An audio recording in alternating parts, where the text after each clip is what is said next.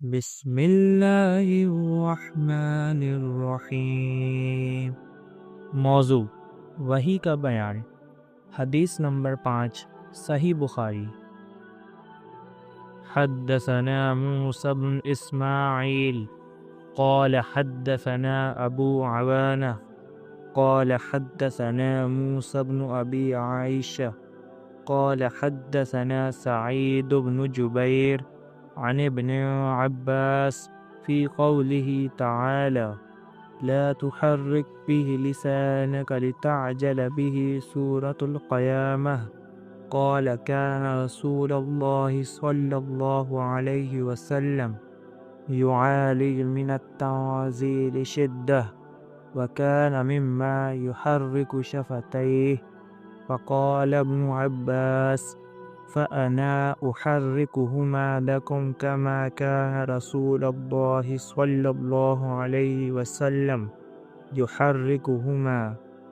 وقال سعيد أنا أحركهما كما رأيت ابن عباس يحركهما فحرف شفتيه فأنزل الله تعالى لا تحرك به لسانك بتعجل به إن علينا جمعه وقرآنه قال جمعه له في صدرك وتقرأه فإذا قرأناه فاتبع قرآنه سورة القيامة قال فاستمع له وأنصت ثم إن علينا بيانه سورة القيامة ثم إن علينا أن تقرأه وكان رسول الله صلى الله عليه وسلم بعد ذلك إذا أتاه جبريل استمع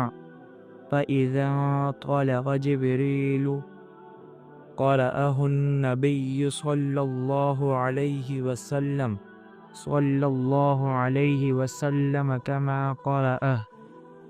رسول اللہ صلی اللہ علیہ وسلم نزول قرآن کے وقت بہت سختی محسوس فرمایا کرتے تھے، اور اس کی علامتوں میں سے ایک یہ تھی کہ یاد کرنے کے لیے آپ اپنے ہونٹوں کو ہلاتے تھے۔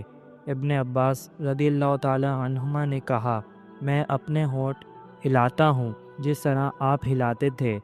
سعید کہتے ہیں، میں بھی اپنے ہونٹ ہلاتا ہوں جس طرح ابن عباس رضی اللہ تعالی عنہما کو میں نے ہلاتے دیکھا۔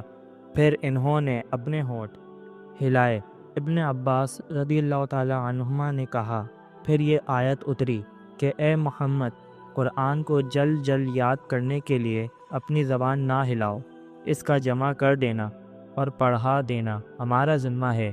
ابن عباس رضی اللہ تعالی عنہما کہتے ہیں، یعنی قرآن آپ صلی اللہ علیہ وسلم کے دل میں جمع دینا اور پڑھا دینا ہمارا ذمہ ہے۔ پھر جب ہم پڑھ چکیں تو اس پڑھے ہوئے کی اتباع کرو۔ ابن عباس رضی اللہ تعالی عنہ فرماتے ہیں، اس کا مطلب یہ ہے کہ آپ اس کو خاموشی کے ساتھ سنتے رہو، اس کے بعد مطلب سمجھا دینا ہمارا ذمہ ہے۔ پھر یقیناً یہ ہماری ذمہ داری ہے کہ آپ اس کو پڑھو، یعنی اس کو محفوظ کر سکو۔ چنانچہ اس کے بعد جب آپ کے پاس جبرائیل علیہ السلام وحی لے کر آتے تو آپ توجہ سے سنتے، جب وہ چلے جاتے تو رسول اللہ صلی اللہ علیہ وسلم اس وحی کو اسی طرح پڑھتے جس طرح جبرائیل علیہ السلام نے اسے پڑھا تھا۔ Ibn Abbas said that the Prophet used to move his lips quickly while receiving revelation out of fear of forgetting it. Then Allah revealed that he should not hasten with the Quran, as Allah himself would preserve it in his memory and enable him to recite it. He was instructed to listen quietly when it was being revealed, and afterwards Allah would make its meaning clear. After this, the Prophet would listen to Jibreel and then recite the revelation exactly as he heard it.